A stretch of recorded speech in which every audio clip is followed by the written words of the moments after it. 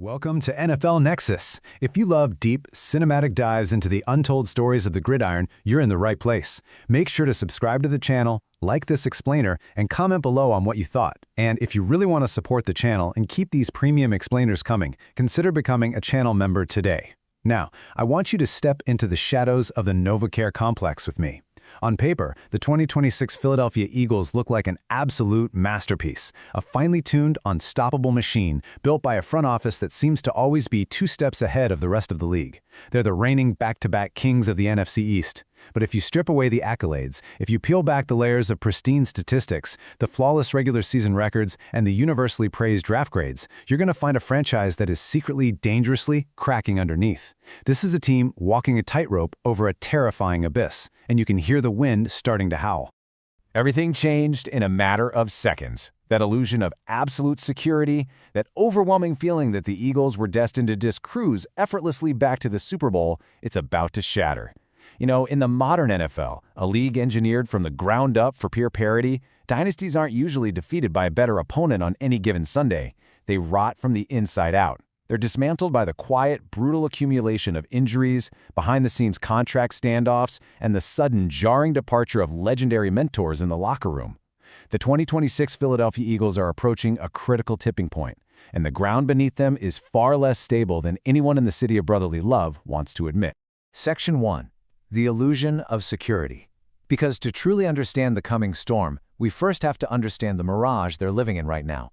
As back-to-back NFC East champions, which is a historic feat that literally hasn't been accomplished in this bitter division since 2004, the Eagles seem perfectly primed for another dominant, unchallenged run. They've got the pedigree, they've got the swagger, and when you first glance at their 2026 schedule, it looks like the NFL schedule makers just handed them a golden ticket right back to the postseason. Notice the stark, terrifying contrast here.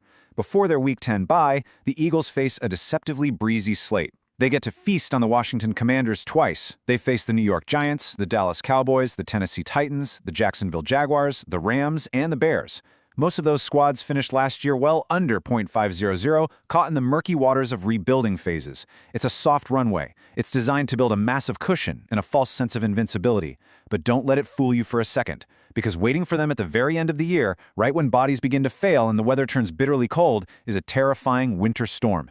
The Seahawks, the Texans, the 49ers. It is a brutal winter gauntlet specifically designed to break them. Section 2. Fractures in the foundation. And breaking them, well, it might not be as difficult as it used to be. Let's pivot away from the schedule for a moment and look at the internal, physical rot threatening the team's absolute bedrock, the offensive line. For years, the Eagles' identity has been forged in the trenches, right? They impose their will, they bully you, but that impenetrable wall is suddenly full of deep, alarming fractures. I want you to really think about the microscopic details of the human toll this game takes. We are talking about a literal season of hell for 2 cornerstones of this franchise. 3-time Pro Bowl guard Landon Dickerson endured a meniscus injury requiring surgery in training camp, followed by agonizing back and ankle problems. And 2-time Pro Bowl center Cam Jurgens, he battled through a horrifying issue described as a disc fragment wrapping directly around his sciatic nerve, not to mention severe knee issues and a concussion. Imagine trying to explode out of a 3-point stance against a 300-pound defensive tackle while a disc fragment is actively pressing against the largest nerve in your body. The pain was so agonizing, so relentless, that Landon Dickerson actually considered retirement. He genuinely contemplated walking away from the game entirely amid mounting physical frustrations before returning on a reduced contract just to see if his body could withstand one last ride. When a human being's body fails, the statistics always follow. 32. That's the number of pressures Landon Dickerson allowed, along with 5 brutal sacks. This is clear, undeniable regression from a player who was once a dominant force at left guard. It brilliantly illustrates the terrifying reality of playing through severe pain in the National Football League. You absolutely cannot hide an injury in the trenches. Every single snap is a violent collision, and those 32 pressures represent 32 times the Eagles' offensive engine sputtered because of physical decay. It fundamentally destroys a quarterback's internal clock, forcing rush throws, panic checkdowns, and devastating turnovers. So, what do desperate men do when traditional medicine just isn't enough anymore? Destination Medellin, Colombia. The issues were so significant, the pain so chronic, that over the offseason, both Dickerson and Jurgens took drastic, desperate measures. They completely left the country to seek out experimental stem cell treatments in South America. Think about the gravity of that detail for a second. They're traveling to specialized clinics outside the jurisdiction of the FDA, desperately injecting stem cells into their battered joints just to squeeze out one more year of functionality. The anchor of the Philadelphia Eagles offense is currently being held together by experimental treatments overseas just to get back on the field for 2026. But the physical instability, that's only half the nightmare. There is a monumental shift in the Eagles' DNA happening right now. For 14 years, the offensive line was held together by the legendary Jeff Stoutland. Stoutland wasn't just a coach, he was an institution. He possessed a legendary ability to turn late-round draft picks into all-pros, masking physical deficiencies with flawless technique. But now, after 14 years of unparalleled stability, Stoutland is gone. The immense pressure of holding this battered, fragile unit together now falls entirely on Chris Cooper, a former NFL guard who spent the last 4 years coaching in Minnesota. The ultimate safety net has been permanently removed. And this is exactly where the survival of the Eagles might completely rest on an unknown entity. With veteran interior reserve Brett Toth lost in free agency, the spotlight turns to 2025 fifth-round pick Drew Kendall. Selected 168th overall out of Boston College, Kendall is the fragile final insurance policy holding the line together. But what's truly fascinating is his bloodline. His father, Pete Kendall, was a legendary 13-year NFL veteran. Pete was drafted in 1996 and ground out 188 career starts across the Seahawks, Cardinals, Jets, and Redskins. He was the definition of an Iron Man. The Eagles are banking absolutely everything on Drew inheriting that high football IQ and gritty NFL DNA to save them when those battered starters inevitably go down. Section 3. The looming blockbuster trade. Now let's shift the tension from physical fragility in the trenches to impending roster instability on the perimeter. While the offensive line tries to hold itself together with stem cells and unproven rookies, the skill positions are facing a devastating earthquake of their own. For months, star wide receiver A.J. Brown has been tangled in a complex web of trade rumors. And despite general manager Howie Roseman saying all the right things to the media to preserve leverage, the writing is clearly on the wall. Listen to this chilling quote from ESPN insider Jeremy Fowler regarding the seemingly inevitable blockbuster trade sending superstar A.J. Brown to the New England Patriots. My best guess is that they already agreed to something loosely. Let that sink in. The Patriots have been aggressively pursuing Brown, and Fowler believes the handshake deal is already done behind closed doors. The Eagles have been making quiet, calculating moves all offseason, completely revamping their draft strategy, essentially bracing themselves for life without one of the most physically dominant pass catchers in the league. So, why hasn't it happened yet? Why is A.J. Brown still technically walking around the NovaCare complex? The answer lies in a ticking clock, June 1st. The Eagles are simply trapped by the unforgiving mathematics of the NFL salary cap. The June 1st designation is a crucial accounting mechanism. By waiting for that calendar page to turn, a team can split a massive dead cap hit across 2 separate years, rather than absorbing the financial devastation all at once. Once June 1st passes, the immediate financial penalty vanishes, and they are free to pull the trigger on a move that will fundamentally alter the explosive dynamic of their offense forever. And what exactly are they getting in return for shattering their offensive core? The expected compensation is a first-round pick, perhaps a future first or a 2028 pick.